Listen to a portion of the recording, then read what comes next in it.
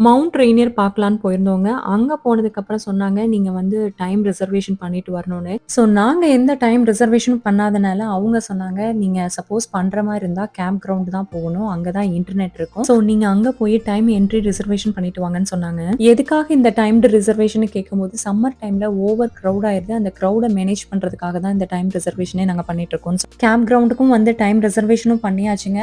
ஆனா கேம்ப் கிரவுண்ட்குள்ளேயே பார்த்தீங்கன்னா, mount Rainier எப்படி இருக்குங்கிற மாடல் வச்சிருந்தாங்க. நம்ம பார்க்க போற அந்த மவுண்ட் ரெய்னியர் மலைக்காட்டுல வந்து என்னென்ன பேர்ட்ஸ் அண்ட் அனிமல்ஸ் வந்து அங்க வாழுது. எஸ்பெஷலி பெரிய கரடி பொம்மையும் அங்க இருந்துச்சு. ஸோ கரடி எல்லாமே உள்ள இருக்கும். அதுக்கப்புறம் ஃபாக்ஸு, பாப்கேட்டு, போர்க்குபைனு இந்த மாரி நெறைய அனிமல்ஸ் வந்து அங்க வாழுதுங்க. ஸோ இந்த மாரி விலங்குகளும், பறவைகளும் அந்த காட்டுல இருக்கு அப்டின்னா, நமக்கு கொஞ்சம் கேர்ஃபுல்லா நம்ம போயிட்டு வருவோம். ஸோ சியாட்டில் இல்ல வேற ஸ்டேட்லேருந்து வர்றவங்க மவுண்ட் ரெய்னியர் நேஷனல் பார்க்க பார்க்கணும்னா, நீங்க டைம் ரிசர்வேஷன் பண்ணிட்டு வந்துருங்க. அப்பதான் நம்ம வெயிட் பண்ணாம கரெக்ட்டான நேரத்துக்கு உள்ள